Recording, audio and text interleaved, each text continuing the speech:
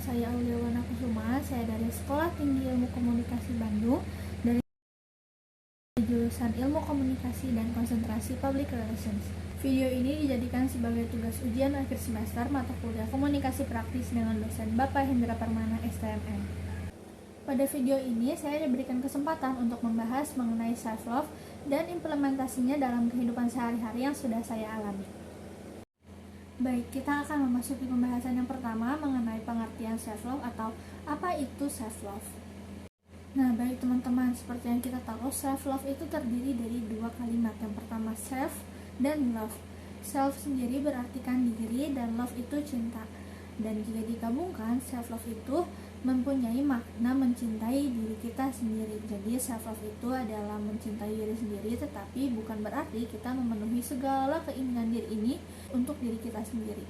Self-love sendiri mengharuskan diri kita untuk memperlakukan dan menerima diri kita sendiri apa adanya.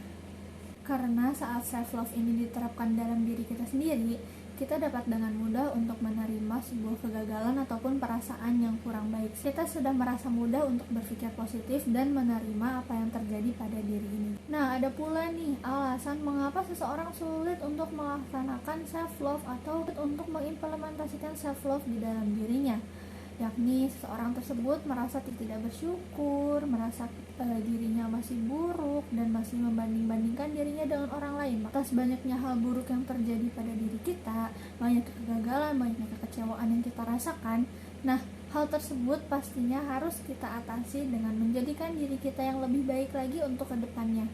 Maka dari itu, hal yang paling penting untuk kita lakukan adalah mengevaluasi diri kita sendiri. Kita ini harus mengenal betul diri kita harus menerima juga kegagalan yang terjadi itu, bahwa itu bukanlah kegagalan selamanya.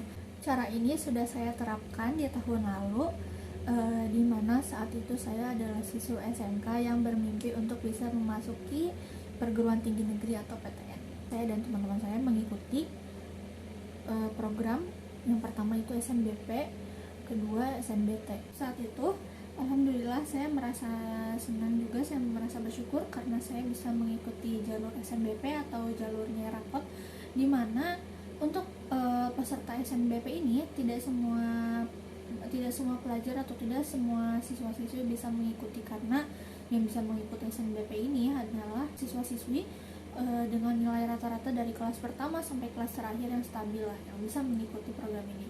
Walaupun memang hasilnya belum sesuai dengan apa yang saya inginkan. Saya dan teman saya yang sama-sama belum berhasil tersebut mengikuti tes SNBT. Saya juga mendapatkan teman baru dari lokasi saya ujian. Saya masih kurang beruntung juga di SNBT. Di situ saya merasa kalau harapan saya untuk memasuki perguruan tinggi negeri hilang sudah. Dimana saya ngelihat teman-teman saya sudah banyak yang diterima di PTN. Nah, pokoknya saya ngejelek-jelekin diri saya, dan beberapa minggu sudah berlalu, saya lumayan sembuh nih dari perasaan kecewa, dan saya juga distract dari sosial media. Saya menjauhkan diri dari apa yang membuat saya nggak senang, merasa saya harus bangkit. Disitulah saya mulai mencari-cari kampus yang masih buka pendaftaran, karena goal saya punya goals atau saya punya tujuan kalau saya nggak mau nih kuliah tahun depan. Di tahun saya lulus, disitulah tahun saya harus kuliah.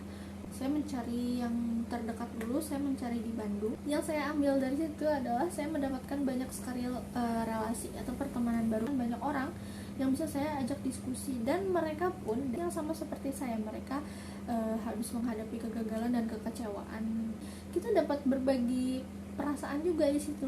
Dengan apa yang sedang saya jalani saat ini, saya merasa sangat amat bersyukur. Saya merasa ini adalah sebuah nikmat yang saya dapatkan yang nggak bisa semua orang rasakan.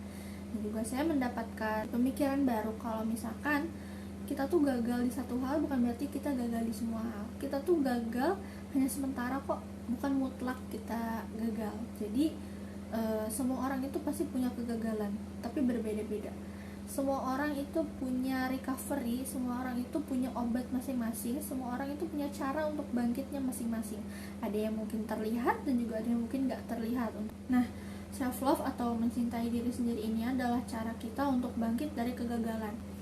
semua pikiran buruk yang ada di dalam diri kita tentang diri kita sendiri ketika kita gagal itu akan menghilang sendirinya ketika kita dapat membuktikan kalau diri kita itu tidak seburuk itu kok. Karena saya sendiri untuk melupakan kegagalan yang sudah saya lakukan itu, saya melakukan beberapa self healing atau pengobatan kepada diri saya sendiri. Saya melakukan kegiatan-kegiatan yang menurut saya menyenangkan. Begitu pula teman-teman. Sekian yang dapat saya sampaikan. Mohon maaf apabila ada kata atau kalimat yang kurang berkenan. Semoga bermanfaat. Wassalamualaikum warahmatullahi wabarakatuh.